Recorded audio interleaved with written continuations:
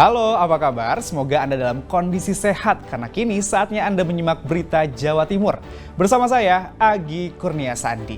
Sejumlah berita menarik akan kami sajikan kepada Anda. Berikut 3 berita utama hari ini. Petugas BPBD Gresik berjibaku mengevakuasi korban banjir yang lansia dan sakit.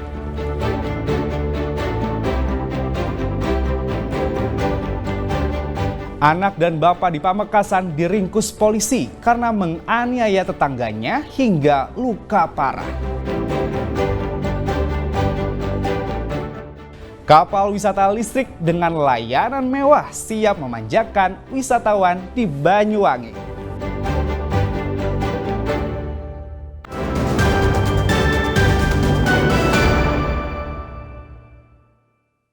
Dampak banjir yang terjadi di Balong Panggang, Gresik, petugas BPBD terpaksa harus mengevakuasi korban banjir, terutama lansia dan yang sakit. Mereka dibawa ke tempat yang aman dari genangan air. Ketinggian air banjir di 2 kecamatan hingga Selasa siang masih mencapai 1,5 meter. Akibat air banjir terus meninggi yang menerjang Desa Dapet, Kecamatan Balong Panggang, Gresik, petugas harus mengevakuasi warga yang sakit atau lansia ke tempat yang lebih aman. Petugas harus menerjang derasnya arus saat menuju ke mobil ambulans. Kalaksa BPBD Gresik Sukardi mengatakan, evakuasi warga terutama lansia dan beberapa diantaranya sakit untuk menjaga keamanan jika sewaktu-waktu debit air kembali naik. Evakuasi warga masyarakat yang di desa dusun Dapet, warga yang sedang sakit serentak, ada kurang lebih 4 orang, dan yang nggak sakit tetap kita evakuasi ke tempat yang lebih aman, di lokasinya di desa Dapet. Oke, untuk himbauan untuk warga Pak terkait banjir ini bagaimana Pak? Himbauannya warga masyarakat harus tetap hati-hati dan waspada, terutama untuk anak-anak kecil karena arus airnya sangat kencang sekali agar tidak terjadi korban dan tidak kita inginkan.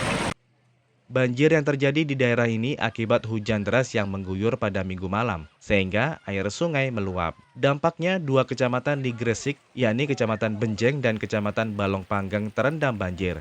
Bahkan ketinggian air mencapai 1,5 meter. Untuk meringankan korban terdampak banjir, pemerintah juga telah membangun dapur umum dan klinik kesehatan.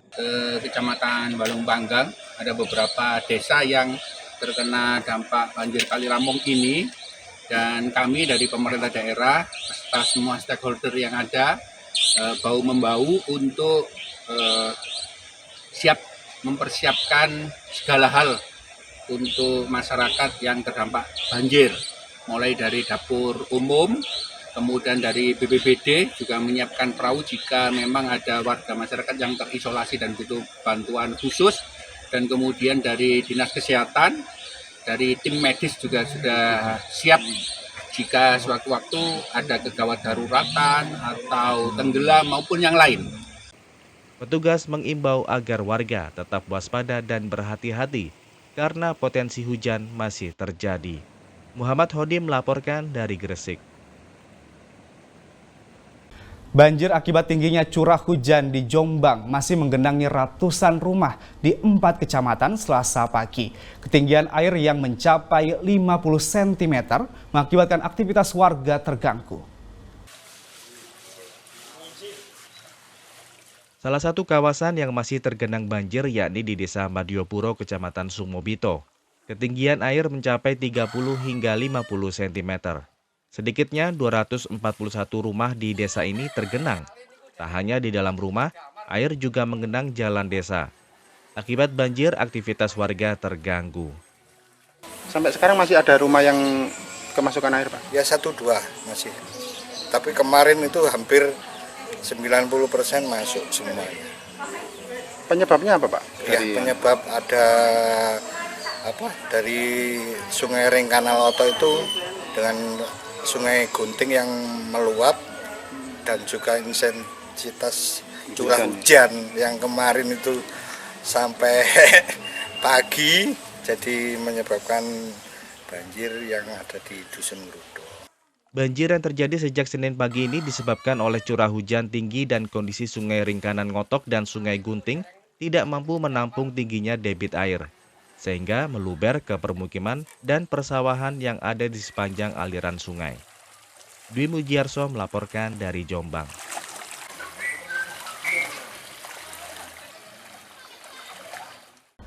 Karena tidak memiliki jembatan, warga sebuah desa di Ponorogo harus menggotong jenazah ke tempat pemakaman dengan menyeberangi sungai.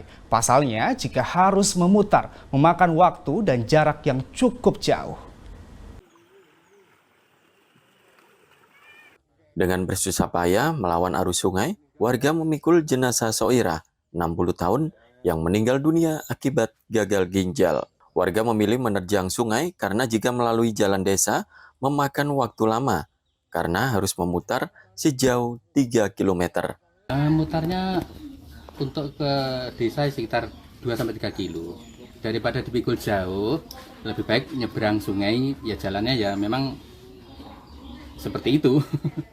Malam ya tetap gitu. Tetap nyebrang sungai? Iya, tetap nyebrang sungai. Pernah malam ada. Ya tetap nyebrang sungai. Ya pakai senter, enggak ada lampu. Tidak hanya mengantarkan jenazah ke pemakaman, jika ada penduduk desa Jalen yang sakit, warga juga menerabas sungai meski dengan segala resiko, karena untuk memangkas waktu perjalanan ke rumah sakit. Ada orang meninggal ya seperti ini, tidak ada jalan lain.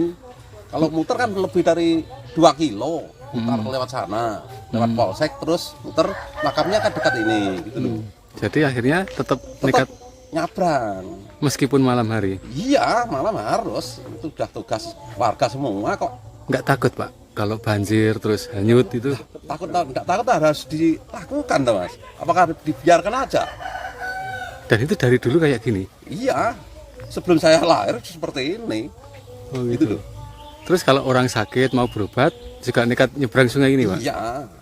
Kenapa Pak? Nah kan enggak ada jembatannya. Lewat mana? Satu-satunya akses utama Ya sini ini. sungai ini? Iya.